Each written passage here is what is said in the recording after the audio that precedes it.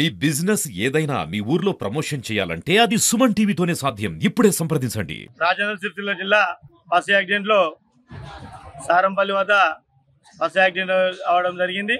మనం ప్రభుత్వ ఆసుపత్రికి వచ్చాం. ముస్తాబాద్ మండల్ పోతుగల్ గ్రామానికి చెందినటువంటి నిశాంత్ అనే అబ్బాయి తన తండ్రిని వెతకడానికి వెళ్ళి తన ఫ్రెండ్తో బన్నీ అనే తన ఫ్రెండ్తో వెళ్ళి యాక్సిడెంట్ అవ్వడం జరిగింది. బన్నీ ఆసుపత్రిలో ఉన్నాడు. నిశాంత్ చనిపోవడం జరిగింది. మరి ఈ సంఘటనపై వారి బంధువుల్ని తెలుసుకోవడానికి ఇప్పుడు వెళ్తున్నాం. మరి బంధువుల దగ్గర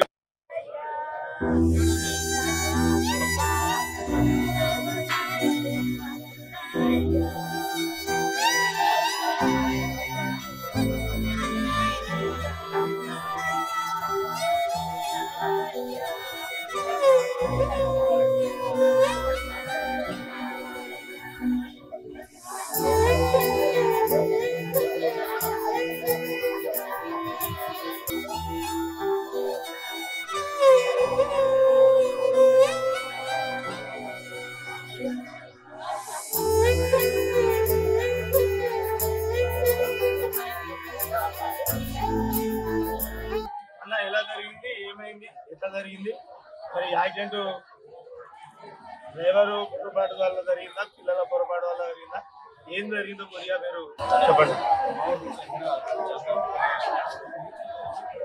నిశాంత్ స్నేహితుడు మా గ్రామానికి చెందిన బండి ఈరోజు వాళ్ళ తల్లిగారు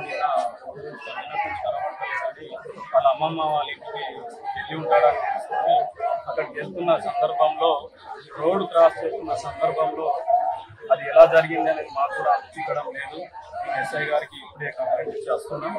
దాన్ని పూర్తి విచారణ చేసి చనిపోయిన కుటుంబాలకు న్యాయం జరిగే విధంగా సహకరించాలని చెప్పి మా కసిలిపల్లి ఎస్ఐ గారికి జరిగింది. అదేవిధంగా ఇద్దరు కూడా మైనర్ బాలురే. ఈరోజు పిల్లలు చనిపోయిన సందర్భంలో కూడా మా స్కూల్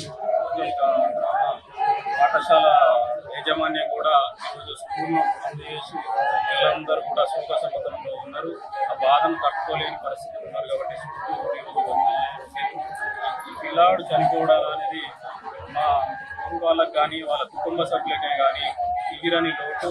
వాళ్ళు కూడా పెద్దగా ఆర్థికంగా కానీ ఉన్న కుటుంబం ఏం కాదు. వారికి న్యాయం ఈ విధంగా చేస్తారని నాకు కూడా నేను చెప్పలేని పరిస్థితిలో ఉన్నా. వాళ్ళు శోక సముద్రంలో ఉన్నారు. ఇప్పుడు మేము కూడా చాలా బాధలో ఉన్నాం. వారు తంగల్పల్లి ముస్తాబాద్ మండలం తంగల్పల్లికి రావడానికి కారణం ఏంటంటే వాళ్ళ నాన్నగారు రాత్రి కనపడలేదని వాళ్ళ నాన్న ఆచి గురించి రావడం జరిగింది. కాబట్టి వాళ్ళ నాన్నగారు ఆచి ఇక్కడ ఉంటుంది కాబట్టి అని రావడంతో నాన్నగారు కొద్దిగా రావడం జరిగింది. మీకు ఎలా తెలిసింది? ఉన్న ధర తెలిసింది. కాబట్టి పిల్లగాడు ఆయనకి డ్యామేజ్ కాలేదు కాబట్టి అక్కడ ఊళ్ళో వారికి సమాచారం పోతుగల్ గ్రామ సర్పంచ్ గారు ఇక్కడనే రావడం జరిగింది. ఇప్పుడే వారిని కూడా కొన్ని విషయాలు తెలుసుకున్నాం. సార్ ఎలా జరిగింది?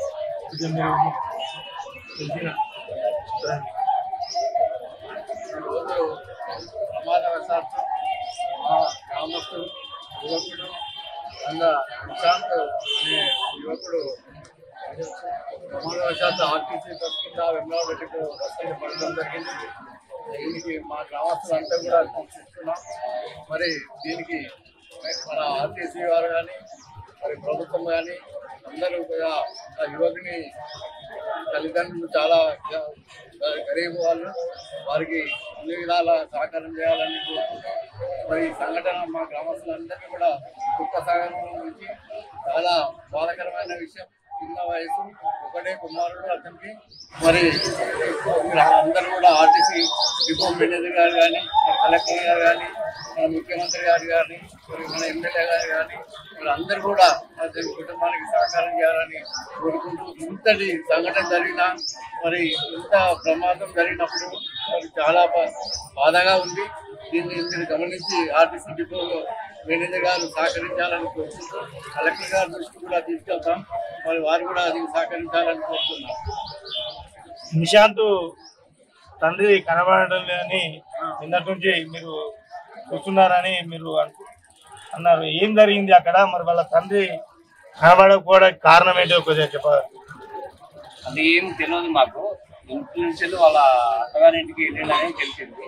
అక్కడ మరి మా నాన్న ఉన్నాడని తీసుకురానికి పోయిందా ఏమైందో మనకి ఇంకా క్లారిటీగా తెలియలేదు.